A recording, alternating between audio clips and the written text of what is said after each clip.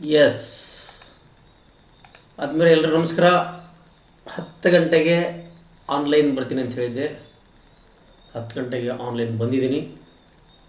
So PDO village accountant group C ಮುಂತಾದ ಪರೀಕ್ಷೆಗಳಿಗೆ ಸಂಬಂಧಪಟ್ಟಂತೆ ಸಾಮಾನ್ಯ ಕನ್ನಡ ವಿಷಯಕ್ಕೆ ಸಂಬಂಧಿಸಿದಂತೆ ಸಾಕಷ್ಟು ರೀತಿಯ ಸಂಪೂರ್ಣವಾದ ವಿಷಯಗಳನ್ನು, ಸಾಕಷ್ಟು ರೀತಿಯ ಮಾಹಿತಿಯನ್ನು, ಪ್ರಶ್ನೋತ್ತರಗಳನ್ನು ಚರ್ಚೆ ಮಾಡೋಣ. ಸೊ ನಾನು ನಿಮ್ಮ ಡಾಕ್ಟರ್ ಹೇಮಂತ್ ಎಸ್ ಕರ್ಜಗಿ, ಕನ್ನಡ ಉಪನ್ಯಾಸಕರು, Dharwad. So welcome to Hemant Kannadiga YouTube channel. So ಸತತ 9 ರಿಂದ 10 ವರ್ಷಗಳ ಕಾಲ ಪ್ರೀತಿಯಿಂದ ನಮ್ಮ ತರಗತಿಗಳನ್ನು ಕೇಳಿಕೊಂಡು ನಮ್ಮನ್ನೂ ಕೂಡ ಶಿಕ್ಷಕರನ್ನಾಗಿ ಪ್ರೀತಿಸಿ, ಗೌರವಿಸಿ, ಪೂಜಿಸಿದ್ದಕ್ಕೆ ಎಲ್ಲರಿಗೂ ಧನ್ಯವಾದಗಳು. ಸೊ ಇವತ್ತಿನ ತರಗತಿಯಲ್ಲಿ ನಾವು ಕಡ್ಡಾಯ ಕನ್ನಡ ಪರೀಕ್ಷೆಯನ್ನು ಯಾರೆಲ್ಲ ಬರೀಬೋದು ಅನ್ನುವಂಥದ್ರ ಬಗ್ಗೆ ಮಾಹಿತಿಯನ್ನು ತಿಳಿದುಕೊಳ್ಳೋಣ. ಸುಮಾರು ಜನ ವಿದ್ಯಾರ್ಥಿಗಳು ಕೇಳ್ತಾ ಇದ್ರಿ, ಸರ್ ಕಡ್ಡಾಯ ಕನ್ನಡ ನಾನೂ ಬರೀಬೇಕಾ, ಅವರು ಬರೀಬೇಕಾ, ಇವರು ಬರೀಬೇಕಾ ಅಂಥೇಳಿ. ಸೊ ಹೊಸದಾಗಿ ನಮ್ಮ ಚಾನಲನ್ನು ನೋಡ್ತಾ ಇರೋವಂಥವ್ರು ಯಾರ್ಯಾದರೂ ಕೂಡ ಸಬ್ಸ್ಕ್ರೈಬ್ ಮಾಡ್ಕೊಳ್ಳಿ. ಹೇಮಂತ್ ಕನ್ನಡಿಗ. ಸೊ ನಾನು ನಿಮ್ಮ doctor Hemant S Karjagi. So ಇನ್ಸ್ಟಾಗ್ರಾಮಲ್ಲಿ ಕೂಡ ನಿಮಗೆ ಈಗಾಗಲೇ ಸಾಕಷ್ಟು ರೀತಿಯ ನೋಟ್ಸ್ ಹಾಕಲಾಗಿದೆ. ಬೇಕಾದರೆ ನೀವು ಅಲ್ಲಿಯೂ ತೊಗೋಬೋದು. ಕನ್ನಡಿಗ HSKDWD ನನ್ನ ಇನ್ಸ್ಟಾಗ್ರಾಮ್ ID.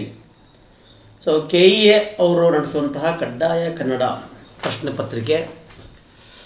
ಸೊ KEದವರು ಎಕ್ಸಾಮ್ ನಡೆಸ್ತಾರೆ, KPSC ಅವರು ಎಕ್ಸಾಮ್ ನಡೆಸ್ತಾರೆ. ನಿಮಗೆ ಗೊತ್ತಿರಬೇಕು, KEದವರು ಎಕ್ಸಾಮ್ ನಡೆಸ್ತಾರೆ, KPSC ಅವರು ಎಕ್ಸಾಮ್ ನಡೆಸ್ತಾರೆ. ಸೊ ಅದು ಗೊತ್ತಿರಲಿ ನಿಮಗೆ.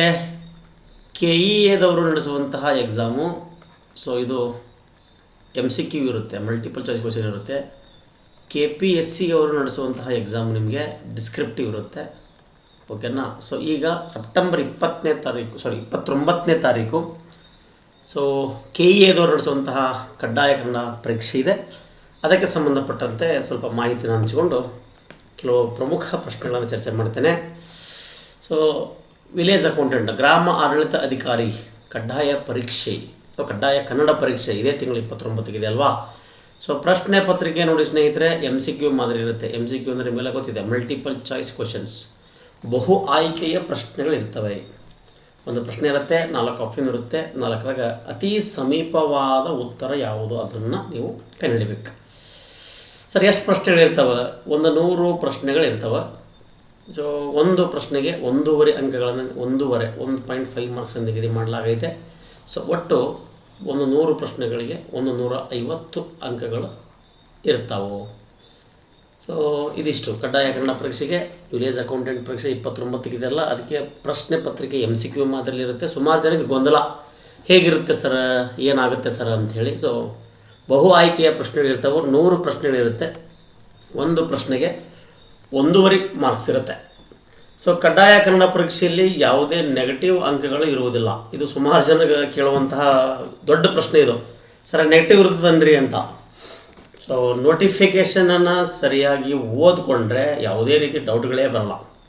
ಆದರೂ ಸುಮಾರು ಜನಕ್ಕೆ ನೋಟಿಫಿಕೇಷನ್ ಓದ್ಕೊಳ್ಳೋಕೆ ಆಗಿರಲ್ಲ, ಅವಸರದಲ್ಲಿ ಎಕ್ಸಾಮ್ ಬಂತರುವಂತಹ ಟೆನ್ಷನ್ನಲ್ಲಿ ಸಾಕಷ್ಟು ವಿಷಯಗಳನ್ನು ಮಿಸ್ಮ್ಯಾಚ್ ಮಾಡ್ಕೊಂಡಿರ್ತೀರಿ. ಸೊ ಹಾಗಾಗಿ ನೆನಪಿಟ್ಟುಕೊಳ್ಳಿ, ಯಾವುದೇ ರೀತಿಯ ನೆಗೆಟಿವ್ ಅಂಕಗಳು ಇರುವುದಿಲ್ಲ. ಸೊ ಇದು ಕೇವಲ ಅರ್ಹತೆಗೆ ಮಾತ್ರ. ನೋಡಿ, ನಿಮ್ಮ ಎಲಿಜಿಬಲ್ ಅನ್ನುವಂಥದ್ದು, ಜಸ್ಟ್ ಫಾರ್ ಎಲಿಜಿಬಲ್. ಇಲ್ಲಿ ಗಮನಿಸಬೇಕಾಗಿದ್ದೇನಪ್ಪ ಅಂತ ಹೇಳಿದ್ರೆ, ಕರ್ನಾಟಕದಲ್ಲಿ ಕೆಲಸ ಮಾಡಬೇಕಾದ್ರೆ ಇವನಿಗೆ ಕನ್ನಡ ಓದಾಕೆ ಬರ್ತತ್ತೋ ಇಲ್ಲೋ ಅನ್ನೋದು ಅಷ್ಟೇ. ಇದು ಮತ್ತೇನಿಲ್ಲ ಅದ್ರಾಗ. ಕಡ್ಡಾಯ ಕನ್ನಡ ಪರೀಕ್ಷೆ ಅಂದರೆ ಅದೇನು ಬ್ರಹ್ಮವಿದ್ಯೆ ಅಲ್ಲ. ಕನ್ನಡ ಓದಾಕೆ ಬರ್ತದೋ ಇಲ್ಲೋ, ಕರ್ನಾಟಕದ ಬಗ್ಗೆ ತಿಳ್ಕೊಂಡನೋ ಇಲ್ಲೋ, ಇವನು ನಾಲೆಜ್ ಎಷ್ಟದ, ಬಹಳ ಸಿಂಪಲ್. ಈ ರೀತಿಯಾಗಿ ಪ್ರಶ್ನೆಗಳು ಬರ್ತದೆ. ಸೊ ಇದು ಕೇವಲ ಅರ್ಹತೆ ಮಾತ್ರ. ಮತ್ತು ಇದ್ರಾಗ 150 ಮಾರ್ಕ್ಸಿಗೆ ಟಾಪ್ ತೊಗೊಂಡ್ರೆ ಜಾಬ್ ಕೊಡ್ತಾರನ್ರಿ ಅಂತ ಕೇಳೋ ಹಾಗಿಲ್ಲ. ಸೊ 150 ಅಂಕಗಳಲ್ಲಿ ಕನಿಷ್ಠ 50 ಅಂಕಗಳನ್ನು ನೀವು ಪಡೀಲೇಬೇಕು. This is very important.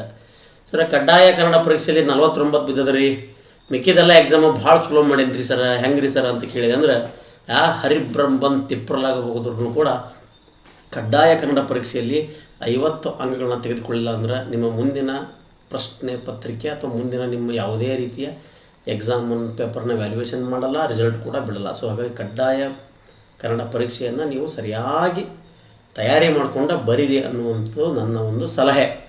So ಇಲ್ಲಿ 50 ಅಂಕಗಳಂದ್ರೆ ಹೆಂಗೆ ಸರ ಅಂತ ಅಂದ್ರೆ ಕನಿಷ್ಠ 34 ಪ್ರಶ್ನೆಗಳನ್ನು ಸರಿಯಾದ ಉತ್ತರ ನೀವು ಮಾಡಲೇಬೇಕು. 100 ಪ್ರಶ್ನೆಗಳಲ್ಲಿ 34 ಪ್ರಶ್ನೆಗಳಿಗೆ ಸರಿ ಉತ್ತರ ಮಾಡಬೇಕು. ಹಂಗಂದ್ರೆ 34 × 1.5 ಅಂದರೆ 55 ಅಂಕಗಳಾಗ್ತದೆ. ಸೊ ಸರಿಯಾಗಿ 50 ಅಂಕಗಳು ನಿಮಗೆ ಬೇಕು ಅನ್ನೋಂಗಿತ್ತು ಅಂತ ಹೇಳಿದ್ರೆ ಕನಿಷ್ಠ ಪಕ್ಷ ನೀವು 34 ಪ್ರಶ್ನೆಗಳಿಗೆ ರೇಟ್ ಹಾಕಬೇಕು. ಸುಮ್ಮನೆ ಹಂಗೆ ಎಕ್ಸಾಮ್ ಬರೆಯಕ್ಕೆ ಬಂದು ಅಡ್ಡೇಟ್ ಮೇಲೆ ಗುಡ್ಡೇಟ್ ಸುಮ್ಮನೆ ಯಾವುದರ ಒಂದು ಆಪ್ಷನ್ ಹಾಕಿ ಅಂತ ಹೋದ್ರೆ ಒಂದು 25 ಮಾರ್ಕ್ಸ್ ರೇಟ್ ಹಾಕಾವು. ಸರಿಯಾಗಿ ಓದಿ, ಸಮಾಧಾನದಿಂದ ಓದಿ, ಮೊಬೈಲ್ ಮತ್ತೊಬ್ಬರು ಮಗದೊಬ್ಬರು ಎಲ್ಲರೂ ದೂರಿಟ್ಟು ಆರಾಮ್ಸೆ ಕುತ್ಕೊಂಡು ಓದಿದೆ ಅಂತೇಳಿದೆ ಅಂದ್ರೆ ಕ್ವಶನ್ ಪೇಪರನ್ನು ಪರೀಕ್ಷೆ ಬರೆಯುವಾಗ ಹಾಲ್ನಾಗ ಸುಮ್ಮ ಕುಂತ ಯಾರ ಸಹವಾಸ ಮಾಡಲಿಲ್ಲಂಗೆ, ಯಾರನ್ನು ನೋಡಲಿಲ್ಲಂಗೆ, ಯಾರ ಬಗ್ಗೆನೂ ತಮ್ಮ ಗಮನವನ್ನು ನೀಡಲಿಲ್ಲಂಗೆ ಕುತ್ಕೊಂಡು ಚೆಂದಾಗ ಪ್ರಶ್ನೆ ಪತ್ರಿಕೆ ಓದಿದರೆ ನಾನು ಗ್ಯಾರಂಟಿ ಕೊಡ್ತೀನಿ ನಿಮಗೆ 60 ಮಾರ್ಕ್ಸ್ ಬರ್ತಾವೆ. ಹಾಗಾದ್ರೆ ಈ ಕಡ್ಡಾಯ ಪರೀಕ್ಷೆ ಅಥವಾ ಕಡ್ಡಾಯ ಕನ್ನಡ ಪರೀಕ್ಷೆಯಲ್ಲಿ ನೀವೇನಾದರೂ ಪಾಸ್ ಆಗದೇ ಇದ್ದರೆ CET ಪರೀಕ್ಷೆಯಲ್ಲಿ ಪಾಸ್ ಆದರೂ ನಿಮ್ಮನ್ನು ಆಯ್ಕೆಗೆ ಪರಿಗಣಿಸುವುದಿಲ್ಲ. This is very important. ಕಡ್ಡಾಯ ಕನ್ನಡ ಪರೀಕ್ಷೆಯಲ್ಲಿ ನೀವು ಪಾಸ್ ಆಗಲೇಬೇಕು. ನೀವು ಪಾಸ್ ಆಗಲಿಲ್ಲ ಅಂದರೆ ಮುಂದೆ ನೀವು ಬರೆದಿರುವಂತಹ ಪ್ರಶ್ನೆ ಪತ್ರಿಕೆ ಅಥವಾ ಉತ್ತರ ಪತ್ರಿಕೆ, ನೀವು ಪ್ರಶ್ನೆ ಪತ್ರಿಕೆ ನೋಡಿ ತುಂಬ ಚೆನ್ನಾಗಿ ಉತ್ತರ ಬರೋದು 100ಕ್ಕೆ 100 ಮಾರ್ಕ್ಸ್ ತೊಗೊಂಡನಂದ್ರು ಹೋಗಿಕೊಂತ ಹೋಗಬೇಕಾಗತ್ತೆ. ಸೊ ಯಾವುದೇ ಕಾರಣಕ್ಕೂ ಅದನ್ನು ಪರಿಗಣನೆಗೆ ತೆಗೆದುಕೊಳ್ಳೋದಿಲ್ಲ ಅನ್ನೋದನ್ನು KE ತುಂಬ ಸ್ಪಷ್ಟವಾಗಿ ಕೊಟ್ಟಿದ್ದಾರೆ. ಸರ್, ಕಡ್ಡಾಯ ಕನ್ನಡ ಪರೀಕ್ಷೆ ಯಾರ್ಯಾರು ಬರೀಬೇಕು ರೀ? ಎಲ್ಲರೂ ಬರೀಬೇಕು. 10th ಸ್ಟ್ಯಾಂಡರ್ಡ್ವರೆಗೂ ಕನ್ನಡ ಓದಿನ್ರಿ ನನಗಿಲ್ಲನ್ರಿ ಅಂತ ಹಾಲ್ ಟಿಕೆಟ್ ಡೌನ್ಲೋಡ್ ಮಾಡ್ಕೊಂಡಾಗ ಅಲ್ಲಿ ನಿಮಗೆ ಕೊಟ್ಟೆ ಬಿಟ್ರಿ ತನ್ನ ಕಡ್ಡಾಯ ಕನ್ನಡ ಪರೀಕ್ಷೆ ಯಾವತ್ತೈತೆ ಅಂಥೇಳಿ. ಸೊ ಹಾಗಾಗಿ ಎಲ್ಲರೂ ಬರೀಬೇಕು. ನೀ ಕರ್ನಾಟಕದಾಗ ಹುಟ್ಟು, ತಮಿಳ್ನಾಡು ಹುಟ್ಟು, ಕೇರಳದಾಗ, ಆಂಧ್ರ ಪ್ರದೇಶ ಎಲ್ಲರ ಹುಟ್ಟು, ಸೊ ಏನಾದರೂ ನೀನು ಈ ವಿಲೇಜ್ ಅಕೌಂಟೆಂಟ್ ಎಕ್ಸಾಮ್ಗೆ ಅಪ್ಲಿಕೇಶನ್ ಹಾಕಿದ್ದೆ ಅಂದ್ರೆ ನೀ ಕಂಪಲ್ಸರಿ ಏನು ಮಾಡಬೇಕು? ಸೊ ಈ ಎಕ್ಸಾಮನ್ನು ಬರೀಲೇಬೇಕು, ಕಡ್ಡಾಯ ಕನ್ನಡ ಪರೀಕ್ಷೆ. ಸೊ ಇದೇನು ದೊಡ್ಡ ಬ್ರಹ್ಮವಿದ್ಯೆ ಅಲ್ಲ, ನಾನು ಮೊದಲು ಸ್ಪಷ್ಟಪಡಿಸ್ತಾ ಇದ್ದೀನಿ. ಇದೇನು ದೊಡ್ಡ ಬ್ರಹ್ಮವಿದ್ಯೆ ಅಲ್ಲ, ನೆನಪಿಟ್ಟುಕೊಳ್ಳಿ. ನಿಮಗೆ ಸಿಂಪಲ್ಲಾಗಿರೋ ಕನ್ನಡ ಗೊತ್ತೈತೋ ಇಲ್ಲೋ, ಇವನು ಕರ್ನಾಟಕ ಒಂದು ವೇಳೆ ಗ್ರಾಮ ಆಡಳಿತ ಅಧಿಕಾರಿಯಾಗಿ ಆಯ್ಕೆ ಆದರೆ ಬಂದಂತಹ ವ್ಯಕ್ತಿಗಳ ಜೊತೆ ಸರಿಯಾಗಿ ಮಾತಾಡ್ತಾನೋ ಇಲ್ಲೋ, ಸಂವಹನ ಪ್ರಕ್ರಿಯೆ ಸರಿಯಾಗಿ ನಡೀತೈತೆ ಇಲ್ಲೋ, ಬಂದಂಥವ್ರಿಗೆ ಸರಿಯಾಗಿ ಮಾಹಿತಿ ಕೊಡ್ತಾನೋ ಇಲ್ಲೋ ಅನ್ನುವಂಥದ್ದು ಗೊತ್ತಾಗಬೇಕು ಅನ್ನಂಗಿದ್ರೆ ಸೊ ಈ ಕಡ್ಡಾಯ ಕನ್ನಡ ಪರೀಕ್ಷೆನ ನೀವು ಪಾಸ್ ಮಾಡಲೇಬೇಕು. ತುಂಬ ಸರಳವಾದ ಪ್ರಶ್ನೆ ಇರ್ತದೆ. ಸೊ ಕನ್ನಡ ಗ್ರಾಮರ್ಗೆ ಸಂಬಂಧಪಟ್ಟಂತಹ ಪ್ರಶ್ನೆ ಇರ್ತದೆ, ಕನ್ನಡ ಗ್ರಾಮರ್ಗೆ ಸಂಬಂಧಪಟ್ಟಂಥ ಪ್ರಶ್ನೆ ಇರ್ತದೆ, ಕನ್ನಡ ಲಿಟ್ರೇಚರ್ಗೆ ಸಂಬಂಧಪಟ್ಟಂತಹ ಪ್ರಶ್ನೆ ಇರ್ತದೆ. ಸೊ ಯಾವುದನ್ನು ಕೂಡ ಹೆದರ್ಲಿಲ್ಲಂಗೆ ಧೈರ್ಯವಾಗಿ ಬರ್ಕೋಂತ ಬರ್ಬೋದು. ಕನ್ನಡ ಗ್ರಾಮರ್, ಕನ್ನಡ ವ್ಯಾಕರಣ ಅಂತ ಬರ್ತದೆ. ಕನ್ನಡ ವ್ಯಾಕರಣಕ್ಕೆ ಸಂಬಂಧಪಟ್ಟಂಥ ಪ್ರಶ್ನೆ, ಸೊ ಕನ್ನಡ ವ್ಯಾಕರಣ, ಓಕೆನಾ. ಕನ್ನಡ ಸಾಹಿತ್ಯ ಚರಿತ್ರೆ, ಕನ್ನಡ ವ್ಯಾಕರಣ ಮತ್ತು ಕನ್ನಡ ಸಾಹಿತ್ಯ ಚರಿತ್ರೆ.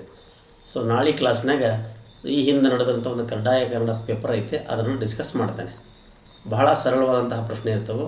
ಸೊ ಆ ರೀತಿಯಾಗಿ ಸರಳವಾದ ಪ್ರಶ್ನೆಗಳಿಗೆ ನೀವು ಹೇಗೆ ಸರಳವಾಗಿ ಉತ್ತರಿಸಬೇಕು ಅನ್ನೋದನ್ನು ಕೂಡ ನಾನು ಹೇಳ್ಕೊಡ್ತೇನೆ. ಸೊ ನನ್ನ ಮೇಲೆ ಪ್ರೀತಿ ಮತ್ತು ನಂಬಿಕೆ ಇಟ್ಟಿದ್ದಕ್ಕೆ ತಮ್ಮೆಲ್ಲರಿಗೂ ಧನ್ಯವಾದ. ಸೊ ಕ್ವಶನ್ ನಂಬರ್ 1 ಹೀಗಿದೆ: ಕರ್ನಾಟಕ ಎಂಬುದೇನು? ಹೆಸರೇ ಬರಿಯ ಮಣ್ಣಿಗೆ, ಮಂತ್ರಕಣ, ಶಕ್ತಿಕಣ, ತಾಯಿ ಕಣ, ದೇವಿ ಕಣ, ಬೆಂಕಿ ಕಣ, ಶೆಡ್ಯೂಲ್ ಕಣ, ಕಾವ ಕೊಲುವ ಒಲವ ಬಲವ ಪಡೆದ ಛಲದ ಚಂಡಿ ಕಣ. ಈ ಹೇಳಿಕೆ ಯಾರದು ಅಂತ ಪ್ರಶ್ನೆ ಕೇಳಿದ್ದಾನೆ. ತುಂಬ ಅರ್ಥಗರ್ಭಿತವಾಗಿರುವಂಥ ಸಾಲು.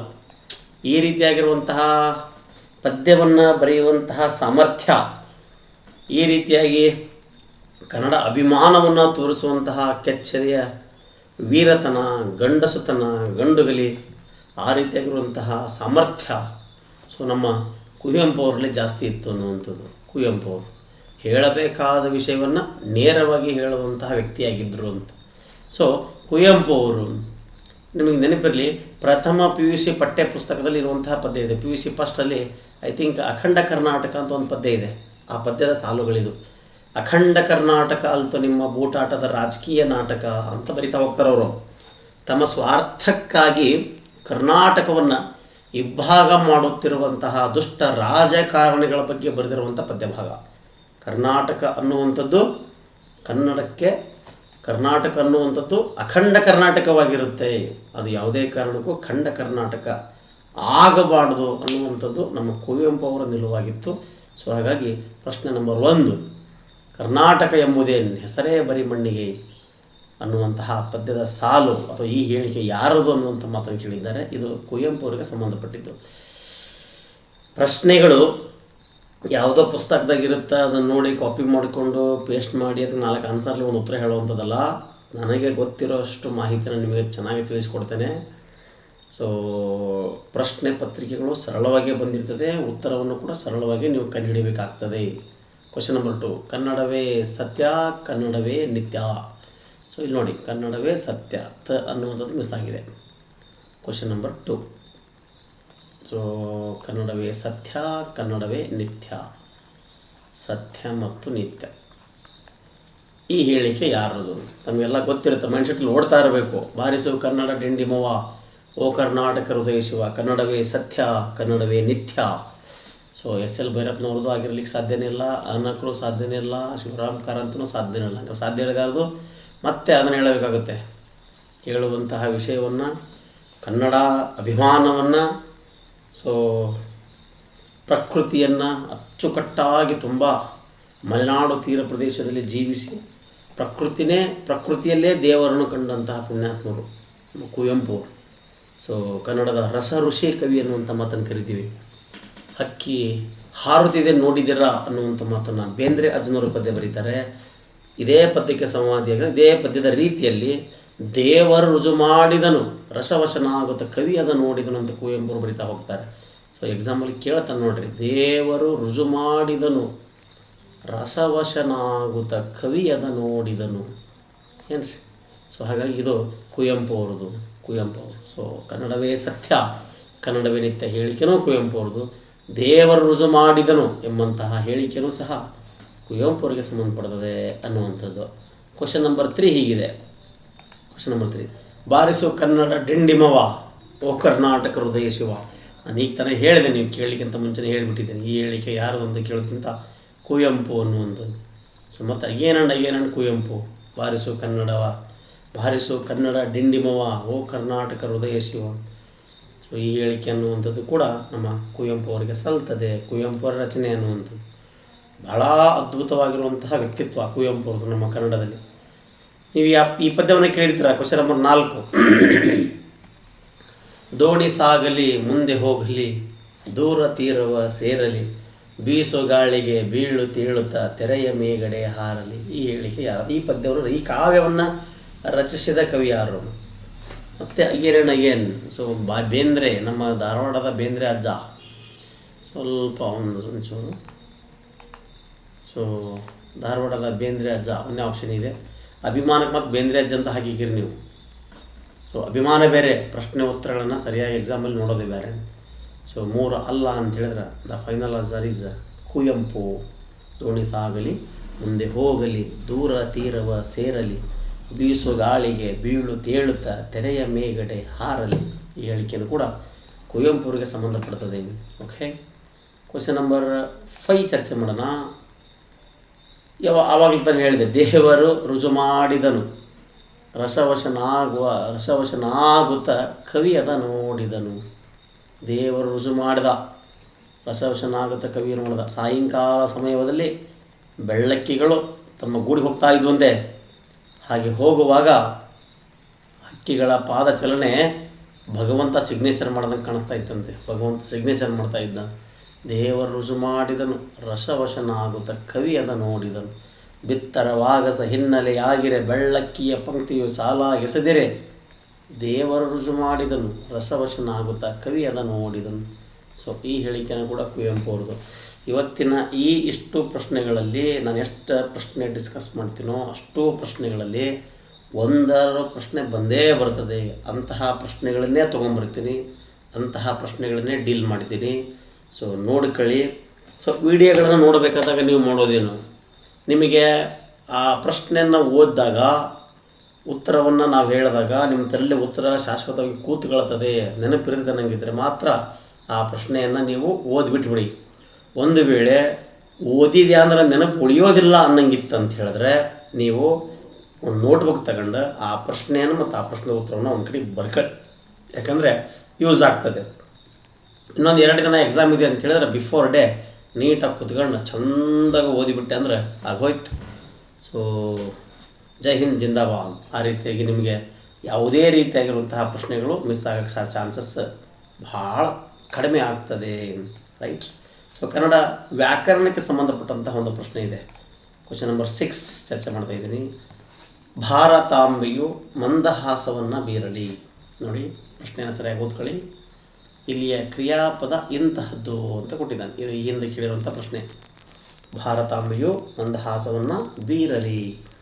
ಇಲ್ಲಿಯ ಕ್ರಿಯಾಪದ ಇಂತಹದ್ದು ಅಂತ ಪ್ರಶ್ನೆ ಕೇಳಿದ್ದಾನೆ. ಸೊ ಇಲ್ಲಿ ಓದ್ಕೊತ ಬರೋಣ. ವಿದ್ಯಾರ್ಥಕ ಕ್ರಿಯಾಪದ, ನಿಷೇಧಾರ್ಥಕ ಕ್ರಿಯಾಪದ, ಸಂಭವನಾರ್ಥಕ ಕ್ರಿಯಾಪದ, ಪ್ರೇರಣಾರ್ಥಕ ಕ್ರಿಯಾಪದ ಅಂತ ಕೊಟ್ಟಿದ್ದಾನೆ. ಸ್ವಲ್ಪ ನೀವು ಕನ್ನಡ ಗ್ರಾಮರನ್ನು ಓದಿದ್ರೆ ಅಥವಾ ಕನ್ನಡ ಗ್ರಾಮರ್ ಯಾರಾದ್ರೂ ಕ್ಲಾಸ್ ಕೇಳಿದರೆ ಗೊತ್ತಾಗ್ತದೆ. ಸೊ ಇಲ್ಲಿ ವಿಧಿ ಎಂದರೆ ಅಪ್ಪಣೆ, ಭಿನ್ನಹ, ಅಲ್ಲಿ ಅಪ್ಪಣೆ, ಭಿನ್ನಹ, ಒಪ್ಪಿಗೆ, ಸಮ್ಮತಿ, ಆಜ್ಞೆ ಎಂಬರ್ಥವನ್ನು ಸೂಚಿಸುವಂತಹ ಅಲ್ಲಿ, ಓಣ, ಎವೆ, ಇರಿ ಎಂಬ ಪ್ರತ್ಯಯಗಳು ಸೇರಿ ಆಗುವಂತಹ ಪದವನ್ನು ವಿದ್ಯಾರ್ಥಕ ಕ್ರಿಯಾಪದವೆಂದು ಕರೆಯುತ್ತಾರೆ. ಗಮನಿಸೋಣ. ಅಲ್ಲಿ ಓಣ, ಎವೆ, ಇರಿ ಎಂಬ ಪ್ರತ್ಯಯಗಳು ಸೇರಿ ಆಗುವಂತಹ ಪದವನ್ನು ವಿದ್ಯಾರ್ಥಕ ಕ್ರಿಯಾಪದವೆಂದು ಕರೆಯುತ್ತಾನೆ. ಹಾಗಾದರೆ ಬೀರಲಿ ಅನ್ನುವಂತಹ ಪದ ಇದೆ. ಸೊ ಈ ಬೀರಲಿ ಅನ್ನುವಂಥ ಪದದಲ್ಲಿ ಅಲಿ ಅನ್ನುವಂತಹ ಪ್ರತ್ಯಯ ಇದೆ. ಸೊ ಹಾಗಾಗಿ ಇದು ವಿದ್ಯಾರ್ಥಕ ಕ್ರಿಯಾಪದಕ್ಕೆ ಉದಾಹರಣೆ ಆಗ್ತದೆ.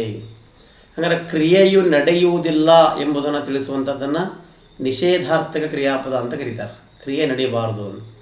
ಹಾಗಾದರೆ ಕ್ರಿಯೆಯು ನಡೆದರೆ ನಡಿಬೋದು, ಬಿಟ್ಟರೆ ಬಿಡ್ಬೋದು, ಸಂಶಯ, ತರ್ಕ, ಊಹೆ ತೋರುವಂಥದ್ದಲ್ಲಿ ಅಂತಹ ಪದವನ್ನು ಸಂಭವನಾರ್ಥಕ ಕ್ರಿಯಾಪದವೆಂದು ಕರೀತಾರೆ. ಓಕೆ. ಪ್ರೇರಣೆಯನ್ನು ನೀಡುವಂತಹ ಪ್ರತ್ಯಯಗಳಿದ್ದರೆ ಅದನ್ನು ಪ್ರೇರಣಾರ್ಥಕ ಕ್ರಿಯಾಪದಗಳೆಂದು ಕರೆಯುತ್ತಾರೆ. ಓಕೆನಾ. ಸೊ ಹಾಗಾಗಿ ವಿದ್ಯಾರ್ಥಕ ಕ್ರಿಯಾಪದ ಈಸ್ ರೈಟ್ ಆನ್ಸರ್.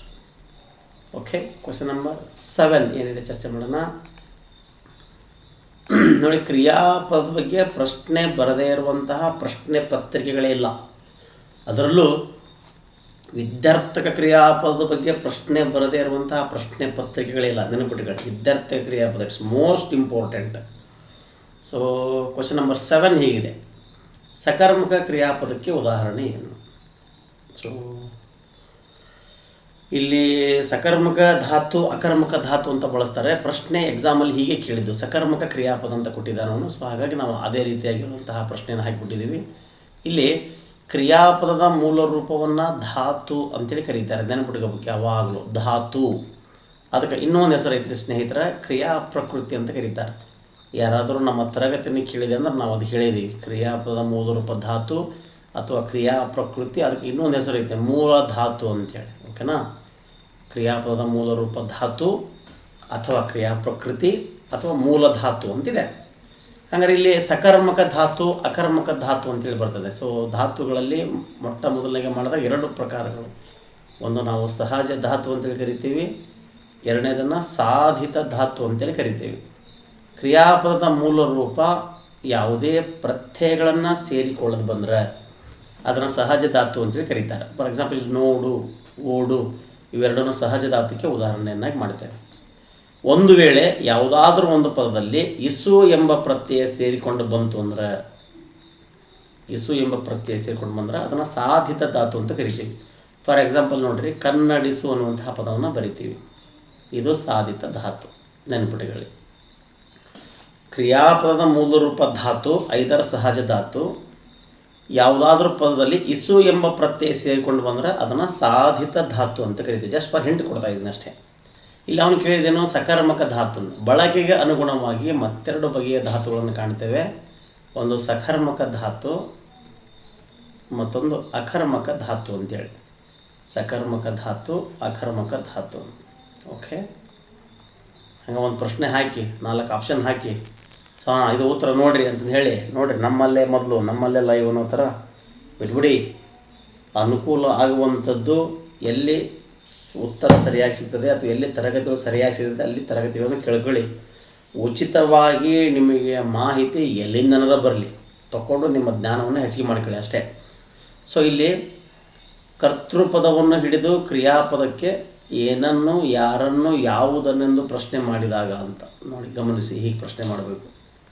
ಏನನ್ನು, ಯಾರನ್ನು, ಯಾವುದನ್ನು ಎಂದು ಪ್ರಶ್ನೆ ಮಾಡಿದಾಗ ಏನನ್ನು, ಯಾರನ್ನು, ಯಾವುದನ್ನು ಎಂದು ಪ್ರಶ್ನೆ ಮಾಡಿದಾಗ ಕರ್ಮದ ಉತ್ತರ ಬರಬೇಕು ಸ್ನೇಹಿತರೆ. ಓಕೆ, ಫಾರ್ ಎಕ್ಸಾಂಪಲ್ ನೋಡಿ, ಇಲ್ಲೇ ರಮೇಶ್ ಈ ಕೊಟ್ಟಿರೋದ ಪದವನ್ನು ವಾಕ್ಯ ಮಾಡ್ಕೊಳ್ಳಿ. ರಮೇಶನು ಹೊರಡುತ್ತಾನೆ. ಓಕೆನಾ? ಹಾಗಾದರೆ ಇಲ್ಲಿ ಯಾವುದೇ ರೀತಿಯಾಗಿರುವಂತಹ ಪದ ಅವಶ್ಯಕತೆ ಇಲ್ಲ. ರಮೇಶನಿಂದ ಹಿಡ್ಕೊಂಡು ಹೊರಡುತ್ತಾನೆ ಪ್ರಶ್ನೆ ಮಾಡೋಣ. ಏನನ್ನು ಹೊರಡುತ್ತಾನೆ, ಯಾರನ್ನು ಹೊರಡುತ್ತಾನೆ, ಯಾವುದನ್ನು ಹೊರಡುತ್ತಾನೆ. Wrong answer. ಇಲ್ಲಿ ರಮೇಶನು ಮಲಗುತ್ತಾನೆ ಅಂತ ಬರೀತೀನಿ. ಓಕೆ, ರಮೇಶನು ಮಲಗುತ್ತಾನೆ. ಸೊ ಈ ಹಿಂದೆ ಕ್ಲಾಸ್ ಕೇಳಿದರೆ ಮಾತ್ರ ಇದಕ್ಕೆ ಸ್ವಲ್ಪ ಕ್ಯಾಚ್ ಆಗ್ತದೆ. ಇಲ್ಲ ಅಂತ ಹೇಳಿದೆ ಅಂದರೆ ನಿಮಗೆ ಸ್ವಲ್ಪ ಸಮಸ್ಯೆ ಆಗ್ಬೋದು, ಕನ್ಫ್ಯೂಸ್ ಮಾಡ್ಕೊಳ್ಳೋಂಗಿಲ್ಲ. ಎಲ್ಲ ಪುಸ್ತಕಗಳಲ್ಲಿ ಮಾಹಿತಿ ಸಿಗ್ತದೆ, ಓದ್ಕೋಬೋದು. ರಮೇಶನು ಮಲಗುತ್ತಾನೆ, ಏನನ್ನು ಮಲಗುತ್ತಾನೆ, ಯಾರನ್ನು ಮಲಗುತ್ತಾನೆ, ಯಾವುದನ್ನು ಮಲಗುತ್ತಾನೆ ಬರಲ್ಲ. ಓಕೆ, ಇಲ್ಲಿ ರಮೇಶನು ಓಡುತ್ತಾನೆ.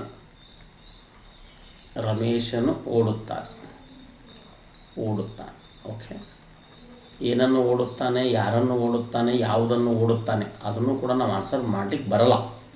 So option number 4 is right answer. ರಮೇಶನು ನೋಡುತ್ತಾನೆ. ಏನನ್ನು ನೋಡುತ್ತಾನೆ? ಬೆಟ್ಟವನ್ನು ನೋಡುತ್ತಾನೆ, ಆಟವನ್ನು ನೋಡುತ್ತಾನೆ. ನೋಡಿರಿ, ಇಲ್ಲಿ ಈ ಆನ್ಸರ್ ಬಂತು. ಇದನ್ನು ಕರ್ಮಪದ ಅಂತೀವಿ. ಕರ್ಮಪದ ಬಯಸುವಂತಹ ಧಾತುಗಳಿಗೆ ಸಕರ್ಮಕ ಧಾತುಗಳು ಅಂತ ಕರಿತೀವಿ, ಸಕರ್ಮಕ ಕ್ರಿಯಾಪದ ಅಂತ ಕರಿತೀವಿ. ಹಾಗಿದ್ದರೆ ಈ ಆಪ್ಷನಲ್ಲಿ ನೋಡು ಅನ್ನುವಂಥದ್ದು ಸಕರ್ಮಕ ಧಾತುಗೆ ಅಥವಾ ಸಕರ್ಮಕ ಕ್ರಿಯಾಪದಕ್ಕೆ ಉದಾಹರಣೆ. ಸೊ ತಮಗೆಲ್ಲ ಗೊತ್ತಿರಲಿ, ಒಂದು ವಾಕ್ಯ ಅಂತ ಹೇಳಿದ್ರೆ ಕರ್ತೃ ಕರ್ಮ ಕ್ರಿಯಾಪದವನ್ನು ಒಳಗೊಂಡಿರ್ತದೆ, ನೆನಪಿಟ್ಕೋಬೇಕು. ಹಂಗಾರೆ ಕರ್ತೃಪದ ಬರುತ್ತದೆ ಅನ್ನಂಗಿದ್ರೆ ಮಾತ್ರ ಅದು ಸಕರ್ಮಕ ಧಾತು. ಕರ್ತೃಪದ ಬರಂಗಿಲ್ಲ ಅಂದ್ರೆ ಅಕರ್ಮಕ ಧಾತು. ಹಂಗಾರೆ ಹೊರಡು, ಮಲಗು ಮತ್ತು ಓಡು ಅನ್ನುವಂಥದ್ದು ಅಕರ್ಮಕ ಧಾತುಗಳಾಗ್ತದೆ. ಅವ ಕೇಳಿರುವಂಥ ಪ್ರಶ್ನೆ ಸಕರ್ಮಕ ಧಾತು ಅಂತೇಳಿ. ದ ನೋಡು is right answer. So question number 8, ಮುಂದಿನ ಪ್ರಶ್ನೆ ಹೋಗ್ತಾ ಇದ್ದೀನಿ. ಸೊ ನಾನು ಹೋದರೆ ಹೋದೇನು. ಇಲ್ಲಿ ಹೋದೇನು ಎಂಬ ಪದವು ಅಂತ ಕೇಳಿದೆ ನಾನು. ಸೊ ತುಂಬ ಸರಳವಾಗಿರುವಂತಹ ಪ್ರಶ್ನೆ. ಸೊ ಈಗಾಗಲೇ ವಿದ್ಯಾರ್ಥಕ ಕ್ರಿಯಾಪದ ಬಗ್ಗೆ ಓದಿದ್ದೀವಿ. ಓಕೆ, ಪರಿಣಾರ್ಥಕನೂ ಕೂಡ ಆಗೋದಿಲ್ಲ, ಆದರೆ ನಿಷೇಧಾರ್ಥಕ ಆಗಬೇಕು, ಇಲ್ಲ ಸಂಭವನಾರ್ಥಕ ಆಗಬೇಕು. ಕ್ರಿಯೆಯು ನಡೆಯುವುದಿಲ್ಲ ಅನ್ನುವುದನ್ನು ಸ್ಪಷ್ಟವಾಗಿ ತಿಳಿಸುವಂಥದ್ದು ನಿಷೇಧಾರ್ಥಕ. ಸೊ ಹಾಗಾಗಿ ಇದನ್ನು ಕೂಡ ರಾಂಗ್ ಆನ್ಸರ್ ಹಾಕೋಣ. 3 ರಾಂಗ್ ಆನ್ಸರ್ ಆದರೆ this is the right answer. ಇಲ್ಲಿ ಅವನು ಏನು ಹೇಳ್ತಾ ಇದ್ದಾನೆ? ನಾನು ಹೋದರೆ ಹೋದೇನು ಅಂದ್ರೆ ಹೋದರೆ ಹೋಗಬಹುದು, ಬಿಟ್ಟರೆ ಬಿಡಬಹುದು. ಸೊ ಹಾಗಾಗಿ ಕ್ರಿಯೆಯು ನಡೆದರೆ ನಡಿಬಹುದು, ಇಲ್ಲ ಅಂದರೆ ಇಲ್ಲ. ಒಂದು ಕ್ರಿಯೆಯಲ್ಲಿ ಸಂಶಯ, ಆಶಯ, ತರ್ಕ, ಊಹೆಗಳು ತೋರುವಂಥದ್ದಲ್ಲಿ ಅಂತಹ ಪದವನ್ನು ಸಂಭವನಾರ್ಥಕ ಕ್ರಿಯಾಪದವೆಂದು ಕರೆಯುತ್ತಾರೆ. ಸೊ ಹೋದೇನು ಎಂಬ ಪದವು ಸಂಭಾವನಾರ್ಥಕ ಕ್ರಿಯಾಪದಕ್ಕೆ ಉದಾಹರಣೆಯಾಗ್ತದೆ. ಸರ್ಜ ಮಾಡೋಣ. ಕ್ವಶನ್ ನಂಬರ್ 8 ಮುಗಿತು. ನೆಕ್ಸ್ಟ್ ಕ್ವಶನ್ ನಂಬರ್ 9 ಹೋಗ್ತಾ ಇದ್ದೀನಿ. ಸೊ ಈಗ ತಾನೇ ಹೇಳಿದ್ದೀನಿ, ಕರ್ಮಪದವನ್ನು ಬಯಸುವಂತಹ ಧಾತುಗಳಿಗೆ ನೋಡಿ, ನಾವು ಉತ್ತರ ಕರ್ನಾಟಕದಲ್ಲಿ ಬಯಸೋದು ಅಂತ ಕರಿತೀವಿ, ಬಯಸುವುದು ಅಂತ. ಓಕೆನಾ? ಉತ್ತರ ಕರ್ನಾಟಕದಲ್ಲಿ ಬಯಸುವುದು ಅಂತ ಕರಿತೀವಿ. ಬಟ್ ದಕ್ಷಿಣ ಕರ್ನಾಟಕದಲ್ಲಿ ಅಥವಾ ವ್ಯಾಕರಣದ ಪರಿಭಾಷೆಯಲ್ಲಿ ಈ ರೀತಿ ಕರೆಬಿಡ್ತಾರೆ, ಅಪೇಕ್ಷೆ ಅಂತಲೇ ಕೇಳಿಬಿಡ್ತಾರೆ. ವ್ಯಾಕರಣದ ಪರಿಭಾಷೆಯಲ್ಲಿ ಅಪೇಕ್ಷೆ ಅಂದ್ರೂ ಕೂಡ ಬಯಸುವುದು ಅಂತ. ಸೊ ಕರ್ಮಪದವನ್ನು ಬಯಸುವಂತಹ ಧಾತುಗಳಿಗೆ ಅಥವಾ ಅಪೇಕ್ಷಿಸುವಂತಹ ಧಾತುಗಳಿಗೆ ಏನಂತ ಕರೀತಾರಪ್ಪ ಅಂತ ಹೇಳಿದ್ರೆ ಸಕರ್ಮಕ ಧಾತುಗಳಂತ ಕರೀತಾರೆ. ಕರ್ಮಪದ ಬೇಕು ಅನ್ನುವಂಥದ್ದು. ಸೊ ಆವಾಗಲೇ ಅಲ್ಲಿ ನೋಡು ಅನ್ನುವಂತಹ ಧಾತು ಇತ್ತು, ತಾವು ನೋಡಿದ್ದೀನಿ. ಸ್ವಲ್ಪ ನಿಮಗೆ ಹಿಂಟ್ ಕೊಡ್ತೀನಿ. ನಾನು ಬರೆದೆ ಅಲ್ಲಿ ಏನಂತ ಬರೆದೆ? ರಮೇಶನು ಆಟವನ್ನು ನೋಡುತ್ತಾನೆ. ಓಕೆ, ರಮೇಶನು ಆಟವನ್ನು ನೋಡುತ್ತಾನೆ. ಹಾಗಾದ್ರೆ ಆಟವನ್ನು ಕರ್ಮಪದ. ಓಕೆ, ಪ್ರಶ್ನೆ ಬಹಳ ಚೆನ್ನಾಗಿದೆ. ಕರ್ಮಪದವನ್ನು ಅಪೇಕ್ಷಿಸುವಂತಹ ಧಾತುಗಳಿಗೆ ಏನೆಂದು ಕರೆಯುತ್ತಾರೆ? ಸಕರ್ಮಕ ಧಾತು. ಅವರ ಕರ್ಮಪದವನ್ನು ಬಯಸದೇ ಇರುವಂತಹ ಧಾತುಗಳಿಗೆ, ಅಪೇಕ್ಷೆ ಮಾಡದೇ ಇರುವಂಥ ಧಾತುಗಳಿಗೆ ಏನಂತಾರೆ? ಅಕರ್ಮಕ ಧಾತು. ನೆನಪಿಟ್ಟುಕೊಳ್ಳಿ. ಕರ್ಮಪದ ಬಯಸಿದರೆ, ಅಪೇಕ್ಷೆ ಮಾಡಿದ್ರೆ ಸಕರ್ಮಕ, ಬಯಸದೇ ಇದ್ದರೆ ಅಕರ್ಮಕ. ಸೊ ಯಾವುದಾದ್ರೂ ಪ್ರತ್ಯಯವನ್ನು ಸೇರಿಕೊಂಡು ಬಂತು ಅಂದ್ರೆ ಅದನ್ನು ಪ್ರತ್ಯಯಾಂತ ಧಾತು ಅಂತ ಕರೀತಾರೆ. ಇದಕ್ಕೆ ಇನ್ನೊಂದು ಹೆಸರು ಸಾಧಿತ ಧಾತು ಅಂತಲೂ ಕರೀತಾರೆ. ನೋಡಿ, ಎಕ್ಸಾಮ್ನಾಗ ನಮಗೆ ಗೊತ್ತಿರುವಂತಹ ಪದ ಕೇಳಲ್ಲ, ಇಲ್ಲದೇ ಇರುವಂತಹ ಪದವನ್ನು ಕೇಳಿಬಿಡ್ತಾನೆ. ಸೊ ದಯಮಾಡಿ ಸ್ವಲ್ಪ ಅದರ ಬಗ್ಗೆ ನೀವು ಗಮನವನ್ನು ವಹಿಸಬೇಕು. 9ನೇ ಪ್ರಶ್ನೆ, ಕ್ವಶನ್ ನಂಬರ್ 10ಕ್ಕೆ ಹೋಗ್ತಾ ಇದ್ದೀನಿ. Question number 10. ಸೊ ಹೆಚ್ಚು ಕಡಿಮೆ ಕ್ರಿಯಾಪದ ಬಗ್ಗೆನೇ ಪ್ರಶ್ನೆ ಜಾಸ್ತಿ ಇದೆ ಇದರಲ್ಲಿ. ಸೊ ಇವುಗಳು ಈ ಹಿಂದೆ ಕೇಳಿರುವ ಪ್ರಶ್ನೆಗಳು. ಸ್ಟೇಟ್ಮೆಂಟ್ ತುಂಬ ಹೇಳಿದ್ದೀನಲ್ಲ, ಅದು ಮುಂಬರುವ ಕಡ್ಡಾಯ ಕನ್ನಡ ಪರೀಕ್ಷೆಯಲ್ಲಿ ಪಕ್ಕಾ ಪ್ರಶ್ನೆ ಬರ್ತದೆ. ಬರಲ್ಲ ಅಂದ್ರೆ ನಾನು ಕೇಳಿರಿ ನೀವು. ಮಕ್ಕಳು ತೋಟದಿಂದ ಬಂದರು. ಸೊ ಒಂದು ವಾಕ್ಯ, ಮಕ್ಕಳು ತೋಟದಿಂದ ಬಂದರು. ಈ ವಾಕ್ಯದಲ್ಲಿರುವ ಕ್ರಿಯಾಪದ ಯಾವುದು ಅಂತ ಪ್ರಶ್ನೆ ಕೇಳೋಣ. ಬಹಳ ಸರಳವಾದ ಪ್ರಶ್ನೆ. ಸೊ ನೋಡಿ, ಮಕ್ಕಳು, ಸೊ ಕ್ರಿಯಾಪದವಿಲ್ಲ, ತೋಟದಿಂದ ಬಂದರು. ನಿಮಗೊಂದು ಗಮನ ಇಟ್ಕೊಳ್ಳಿ, ವಾಕ್ಯದ ಕೊನೆಗೆ ಯಾವ ಪದ ಬರುತ್ತೋ ಅದು ಕ್ರಿಯಾಪದ. ಬಂದರು ಕ್ರಿಯಾಪದ, ಮುಗಿತಾರೆ. ಕ್ರಿಯಾಪದ ವಾಕ್ಯದ ಆರಂಭದಲ್ಲಿ ಬರುವಂಥದ್ದು ಸ್ನೇಹಿತರ ಕರ್ತೃಪದ, ವಾಕ್ಯದ ಕೊನೆಗೆ ಬರುವಂಥದ್ದು ಕ್ರಿಯಾಪದ. ಓಕೆ, ಹಂಗಾರೆ ಅವ ಕೇಳಿದನು ಈ ವಾಕ್ಯದಲ್ಲಿರುವ ಕ್ರಿಯಾಪದ ಬಂದರು. ಬಹಳ ಈಸಿ ಪ್ರಶ್ನೆ. ಪ್ರಶ್ನೆಗಳ ಸ್ವರೂಪ ತುಂಬ ಈಸಿಯಾಗಿರ್ತದೆ. ತಾವು ಸ್ವಲ್ಪ ತಾಳ್ಮೆಯಿಂದ ಓದಿಬಿಟ್ರೆ ಉತ್ತರ ಗ್ಯಾರಂಟಿ ಸಿಗ್ತದೆ. ನನ್ನ ವಾದ ಗ್ಯಾರಂಟಿ ಸಿಗ್ತದೆ. ಸೊ ಈ ವಾಕ್ಯದಲ್ಲಿರುವ ಕ್ರಿಯಾಪದ ಬಂದರು, ರೈಟ್ ಆನ್ಸರ್. ಕ್ವಶನ್ ನಂಬರ್ 11, ಆನೆ, ಆಳೆ, ಆರೆ ಇವು ಈ ಪ್ರತ್ಯಯಗಳು ಅಂತ ಕೇಳ್ಯಾನ. ಸೊ ಮತ್ತು ಆನೆ ಅಂದ ತಕ್ಷಣ ನೀವು ಎಲಿಫೆಂಟ್ ಅಂತ ಹೋದಿರಿ. ಮತ್ತು ಆನೆ, ಆಳೆ, ಆರೆ. ಸೊ ಕೃತ್ ಪ್ರತ್ಯಯಗಳು ಅಂತ ಇದೆ ನೋಡಿ. ಅ, ಇಕೆ, ಇಗೆ, ಒಣಿಗೆ, ಒಳಿಗೆ, ಟ, ತ, ಅಪು, ಅಕೆ, ಅತೆ, ಉತ್ತ, ಉತ, ದರೆ, ಅಲು, ಅಲಿಕೆ, ದು, ಅ, ಇ ಎಂಬ ಪ್ರತ್ಯಯಗಳನ್ನು ಕೃತ್ ಪ್ರತ್ಯಯಗಳಂತ ಹೆಸರು ಕರೀತಾರೆ. ಇವು ಧಾತುಗಳಿಗೆ ಸೇರಿಕೊಂಡು ಬರ್ತಾವೆ. ಪ್ರಥಮ ಉ, ದ್ವಿತೀಯ ಅನ್ನು, ತೃತೀಯಿಂದ ಚತುರ್ಥಿಗೆ, ಈಗೆಕ್ಕೆ, ಪಂಚಮಿ ದೆಸೆಯಿಂದ ಷಷ್ಠಿಯ, ಸಪ್ತಮಿಯಲ್ಲಿ ಸಂಬೋಧನ ಎ ಇರ ಸಂಬೋಧನ ತೆಗೆದುಬಿಟ್ಟಿದ್ದಾರೆ. ವಿಭಕ್ತಿ ಪ್ರತ್ಯಯಗಳ ಸಂಖ್ಯೆ 7 ಅದಾವೆ. ಓಕೆ, ಸೊ ಹಂಗಾರೆ ಕೃತ್ ಪ್ರತ್ಯಯಗಳು ಅಲ್ಲ, ವಿಭಕ್ತಿ ಪ್ರತ್ಯಯಗಳು ಅಲ್ಲ. ಕಾಲ ಸೂಚಕ ಪ್ರತ್ಯಯಗಳು ಕನ್ನಡದಲ್ಲಿ 3 ಬಗೆಯ ಕಾಲಗಳದಾವೆ. ಒಂದನೇದನ್ನು ಭೂತಕಾಲ ಅಂತ ಕರಿತೀವಿ, ಎರಡನೇದನ್ನು ವರ್ತಮಾನ ಕಾಲ ಅಂತ ಕರಿತೀವಿ, ಮೂರನೇದನ್ನು ಭವಿಷ್ಯತ್ ಕಾಲ ಅಂತ ಕರಿತೀವಿ. ಭೂತಕಾಲ, ವರ್ತಮಾನ ಕಾಲ, ಭವಿಷ್ಯತ್ ಕಾಲ. ಸೊ ಇವು 3 ಹೊರತುಪಡಿಸಿದೆ ಅಂತ ಹೇಳಿದ್ರೆ ಇದು ಅಲ್ಲ, ಇದು ಅಲ್ಲ, ಇದು ಅಲ್ಲ ಅಂತ ಹೇಳಿದೆ ಅಂದ್ರೆ ಈ ಆನ್ಸರ್ ಆಗಿರಲಿ ಆಗದೆ ಇರಲಿ ಸುಮ್ಮನೆ ಇದನ್ನು ಟಿಕ್ ಹಾಕಿಬಿಡ್ಬೇಕಷ್ಟೇ. ನಿಮಗೆ ಇದ್ರ ಬಗ್ಗೆ ನಾಲೆಜ್ ಇರಬೇಕು. ಮತ್ತು ನಾಲೆಜ್ ಇದ್ರೆ ನಾವು ಇದು ಅಲ್ಲ, ಇದು ಅಲ್ಲ, ಇದು ಅಲ್ಲ ಅಂತ ಹೇಳ್ಬಿಟ್ಟು ಮತ್ತಿಂದ ಹೆಣ್ಮಕ್ಳು ಕುಂಟೆ ಬೆಲೆ ಆಡ್ತಾರಲ್ಲ, ಐ ಆಮ್ ರೈಟ್ ಅಂತ. ಹಾಗಲ್ಲ.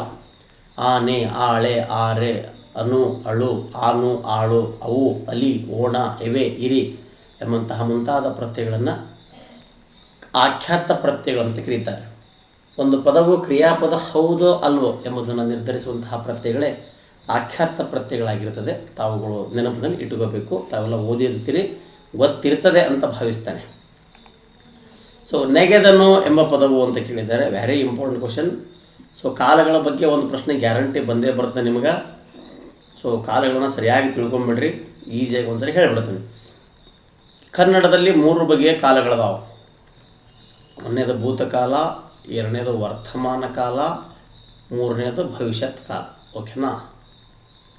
ಸೊ ಕೊಟ್ಟಿರುವ ಪದದಲ್ಲಿ ದ ಅಂತ ಬಂದ್ರೆ ಭೂತಕಾಲ, ಉತ್ತ ಅಂತ ಬಂದ್ರೆ ವರ್ತಮಾನ ಕಾಲ, ವ ಮತ್ತು ಉವ ಅಂತ ಬಂದ್ರೆ ಭವಿಷ್ಯತ್ ಕಾಲ.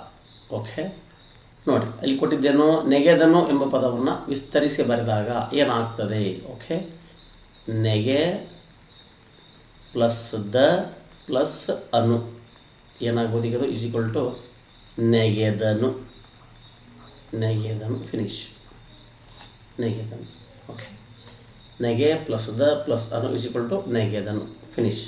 ಹಂಗಾರೆ ದ ಅನ್ನುವಂತಹ ಪದ ಬಂದಿದೆ. ಹಂಗಾರೆ ದ ಅನ್ನುವಂಥ ಪದ ಬಂದರೆ ಯಾವ ಕಾಲ? ಭೂತಕಾಲ. ಇದನ್ನೇ ನೆಗೆದನು ಅನ್ನುವಂಥ ಪದದಲ್ಲಿ ನೆಗೆಯುತ್ತಾನೆ, ವರ್ತಮಾನ ಕಾಲ. ನೆನಪಿಟ್ಟುಗಳೇ ಸ್ನೇಹಿತರೆ, ಇದರ ಬಗ್ಗೆ ಒಂದು ಪ್ರಶ್ನೆ ಗ್ಯಾರಂಟಿ ಬರ್ತದೆ. ಸೆಪ್ಟೆಂಬರ್ 29 ಫಿಕ್ಸ್ ಪ್ರಶ್ನೆ. ಸೊ ನೆಗೆಯುವವನು ಅನ್ನುವಂಥದ್ದು ಭವಿಷ್ಯತ್ ಕಾಲ. ಸೊ ಯಾವುದು ಅಲ್ಲ, ಬಿಟ್ಬಿಡಿದು. ಹಂಗಾರೆ ಆನ್ಸರ್ ಈಸ್ ಭೂತಕಾಲ, ರೈಟ್ ಆನ್ಸರ್. ಸೊ ಇದು ಅಲ್ಲ, ಇದು ಅಲ್ಲ, ಇದು ಅಲ್ಲ, ನೆಗೆದನು. ಓಕೆ, ಕ್ವಶನ್ ನಂಬರ್ 13 ಬಹಳ ಇಂಪಾರ್ಟೆಂಟು. ಎಲ್ಲೋ ಹುಡುಕಿದೆ ಇಲ್ಲದ ದೇವರ ಈ ಕಾವ್ಯ ಯಾರದು? ಎಲ್ಲೋ ಹುಡುಕಿದೆ ಇಲ್ಲದ ದೇವರ ಕಲ್ಲು ಮಣ್ಣುಗಳ ಗುಡಿ ಒಳಗೆ ಇಲ್ಲೇ ಇರುವ ಪ್ರೀತಿ ಸ್ನೇಹಗಳ ಗುರುತಿಸಿದಾದೆವು ನಮ್ಮೊಳಗೆ ಅಂತ. ರೈಟ್ ನೋಡಿ.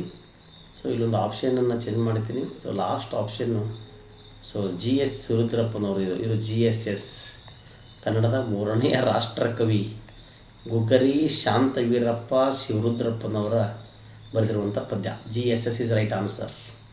So question number 13 option number 4.